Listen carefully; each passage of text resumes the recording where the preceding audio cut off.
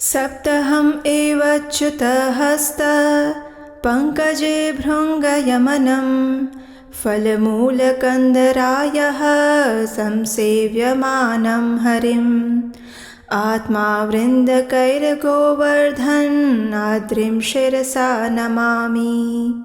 अर्थात गिरिराज गोवर्धन ने 7 दिनों तक अच्युत के कमल के हाथ पर मधुमक्खी की तरह विश्राम किया। वे श्री हरि और श्री हरि के प्रिय पार्षदों को फल, मूल और गुफाएं प्रदान करके उनकी कुशलता से सेवा करते हैं। मैं अपना सिर झुकाता हूँ और उस गोवर्धन पर्वत को प्रणाम करता हूँ।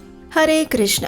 आप सभी को गोवर्धन पूजा की ढेर सारी शुभकामनाएं। इस वर्ष ये पर्व आ रहा है 2 नवंबर 2024 शनिवार के दिन। तो चलिए आज के इस वीडियो में हम देखते हैं कि इस दिन गोवर्धन पूजा करने की शास्त्रोक्त विधि क्या है। गोवर्धन पूजा के दिन प्रातः ब्रह्म मुहूर्त में उठकर स्नान इत्यादि से अपने नित्य कार्य को पूर्ण करना चाहिए। तत्पश्चात स्वच्छ और सुंदर वस्त्र आभूषण से सुसज्जित होकर घर के आंगन में भगवान के स्वागत हेतु फूलों या रंगों से रंगोली बनानी चाहिए। दीपक प्रज्वलित करने चाहिए। फिर अपने मंदिर को स्वच्छ करके भगवान की नित्य सेवा पूजा करके घर पर मंगला आरती करनी चाहिए। उन्हें दीपदान अर्पित करना चाहिए। तत्पश्चात तुलसी देवी को पर्याप्त मात्रा में जल अर्पित करके उनकी पूजा करनी चाहिए। उनके समक्ष दीपक प्रज्वलित करके उनकी सेवा करनी चाहिए। उसके बाद तुलसी देवी के समक्ष बैठकर अधिक से अधिक संख्या में हरे कृष्ण महामंत्र का जप करना चाहिए। इस उत्सव को अन्नकूट पूजा के रूप में भी मनाया जाता है। इसलिए इस दिन हमें अनाज से बने हुए भोजन तैयार करने चाहिए। विभिन्न सात्विक पकवान बनाने चाहिए और उसे भगवान को अर्पित करने चाहिए। इस दिन गोवर्धन पर्वत की एक प्रतिमूर्ति गाय के गोबर से बनाई जाती है। पूजा में ढेर सारे फल, धूप, बत्ती और यहाँ तक कि पानी भी शामिल होता है, जिसे गोवर्धन पर चढ़ाया जाता है। अगर आपके घर पर सुविधा है तो आप भी अपने घर पर भगवान श्री गिरिधारी का ये गोवर्धन स्वरूप बना सकते हैं, जिन्होंने अपनी एक उंगली पर गोवर्धन पर्वत को उठाया था। उस प्रतिमा को बनाकर आप उसकी विधि विधान से पूजा अर्चना कर सकते हैं। अगर ये संभव नहीं है तो आप आसपास के किसी भी इस्कॉन मंदिर में जाकर भी गोवर्धन पूजा कर सकते हैं, या फिर ऐसे किसी भी मंदिर में जा सकते हैं जहाँ पर गोवर्धन पूजा का आयोजन किया जाता हो। प्रत्येक वर्ष इस्कॉन के सभी मंदिरों में गोवर्धन पूजा धूमधाम से मनाई जाती है, जहाँ पर चावल या फिर सूजी के हलवे का एक विशाल गोवर्धन पर्वत बनाया जाता है। उन्हें 56, 108 या 1008 भोग लगाए जाते हैं। गोवर्धन पर्वत को फल, फूल, पत्ते और अन्य भोग अर्पित करते हुए, कीर्तन करते हुए उनकी पूजा करनी चाहिए। गोवर्धन की पूजा पर उनकी प्रदक्षिणा अवश्य करनी चाहिए। गोवर्धन पर्वत की पूजा के समय दूध, दही, गंगा जल, मधु और पतासे इत्यादि से बने प्रसाद को गोवर्धन को अर्पित किया जाता है। साथ ही भगवान को अन्नकूट भोग लगाया जाता है। अन्नकूट में कई तरह के सात्विक व्यंजन और मिठाइयाँ अर्पित की जाती हैं। इस दिन यदि आपके लिए संभव है तो आप अधिक से अधिक 56 भोग भी बना सकते हैं। इसमें आप सात्विक और बिना लहसुन प्याज से बने हुए अन्न युक्त विभिन्न पकवान और भोजन पदार्थ बना सकते हैं। उन सभी में तुलसी पत्र रखकर गिरिराज गोवर्धन को अर्पित कर सकते हैं और बाद में उसे प्रसाद रूप में वितरित कर सकते हैं। गोवर्धन पूजा के साथ साथ गायों की पूजा का भी विशेष महत्व बताया गया है। इसलिए इस दिन सुबह गायों को नहलाया जाता है, उन्हें माला पहनाई जाती है और गौशाला में जाकर उनकी पूजा और सेवा की जाती है। भगवत गीता में भगवान श्री कृष्ण अपने भक्तों को गायों की रक्षा करने के निर्देश देते हैं, क्योंकि वे हमें दूध देती हैं, जिससे घी बनता है और उसका उपयोग वैदिक अनुष्ठानों को करने के लिए भी किया जाता है। इसलिए इस दिन घी और दूध से बनी हुई वस्तुओं का उपयोग गिरिराज और भगवान गिरिधारी को चढ़ाने के लिए भी किया जाता है। इस प्रकार विधि विधान से प्रतिपदा के दिन,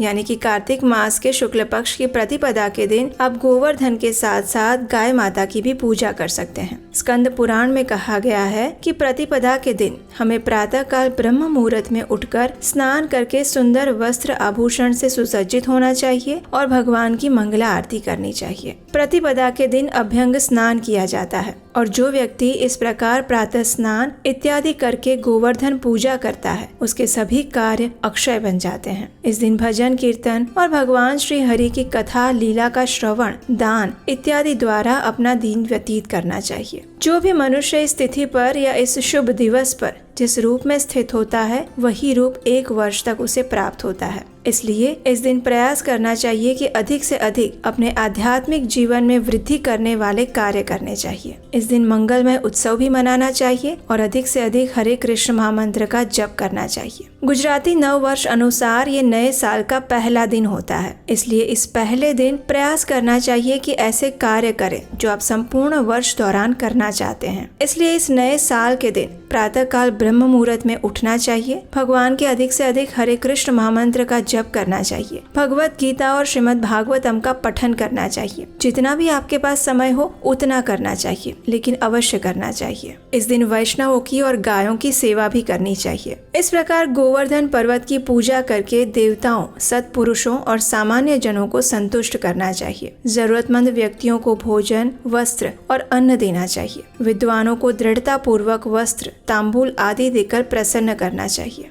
जैसा कि हम सब जानते हैं, भगवान श्री कृष्ण ने मात्र 7 वर्ष की आयु में ही गोवर्धन को अपनी उंगली पर उठाकर सभी वृंदावन वासियों की रक्षा की थी। उन्हें ये गोवर्धन पर्वत क्यों उठाना पड़ा, ये तो हम सब जानते ही हैं, क्योंकि सभी वृंदावन वासियों का मानना था कि वर्षा देवराज इंद्र के द्वारा ही भेजी जाती है और इसलिए उनकी प्रसन्नता के लिए प्रत्येक वर्ष विभिन्न वस्तुएं अर्पित करके उन्हें प्रसन्न करना चाहिए। लेकिन भगवान श्री कृष्ण ने इस बार ये पूजा करने के लिए मना कर दिया और नंद बाबा से गोवर्धन की पूजा करने का सुझाव दिया। गोवर्धन पर्वत से ही उन्हें सभी वस्तुएं प्राप्त होती हैं। गोवर्धन के पर्वत और झरने वृक्ष के कारण ही वृंदावन वासियों का जन जीवन चलता था। इसलिए भगवान श्री कृष्ण और सभी व्रजवासियों ने गोवर्धन की पूजा की। इस पूजा के दौरान उन्होंने गोवर्धन को अन्नकूट अर्पित किया, अनेक प्रकार की चीज वस्तुएं अर्पित की और तब भगवान श्री कृष्ण स्वयं गोवर्धन के स्वरूप में प्रकट हुए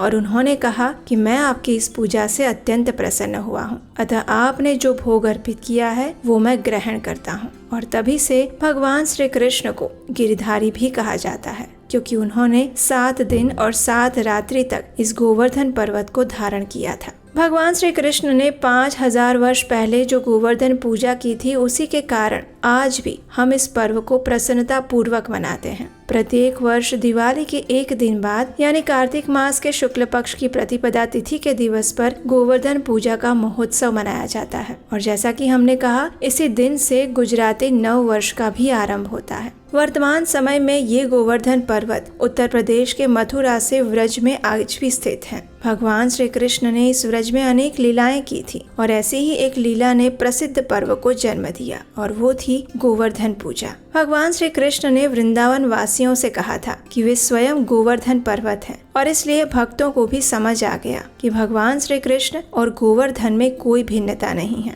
इसलिए उन्होंने गोवर्धन की पूजा वैसे ही की जैसे वे भगवान श्री कृष्ण की करते हैं। कार्तिक मास के शुक्ल पक्ष की इस प्रतिपदा तिथि को वैष्णवी तिथि भी कहा जाता है। जो भी मनुष्य इस दीपोत्सव और मंगल कामना से समस्त मनुष्यों को सब प्रकार से आनंद देने वाले गोवर्धन पर्वत की पूजा करते हैं, उन्हें दान, भोग, सुख और बुद्धिमान कुल का आनंद मिलता है। उनका संपूर्ण वर्ष सुख पूर्वक व्यतीत होता है। प्रतिपदा और अमावस्या के योग में गौ क्रीड़ा भी श्रेष्ठ मानी गई है। इस दिन गायों को अच्छी तरह घास आदि खिलाना चाहिए, उनकी पूजा करनी चाहिए, आभूषण पहनाकर उन्हें नगर से बाहर ले जाना चाहिए, उन सभी की आरती करनी चाहिए। ऐसा करने से मनुष्य सभी पापों से मुक्त हो जाता है। इस दिन गाय या बैल से कोई भी बोझ वहन करने वाला भारी कार्य नहीं करवाना चाहिए। यहाँ तक कि कई स्थानों पर इस दिन गायों का दूध भी नहीं निकाला जाता। तो ये थी आज की हमारी गोवर्धन पूजा विधि। हमें आशा है कि हमारे द्वारा दी गई जानकारी आपको उपयुक्त लगी होगी और ऐसी ही वैदिक और प्रमाणभूत कथा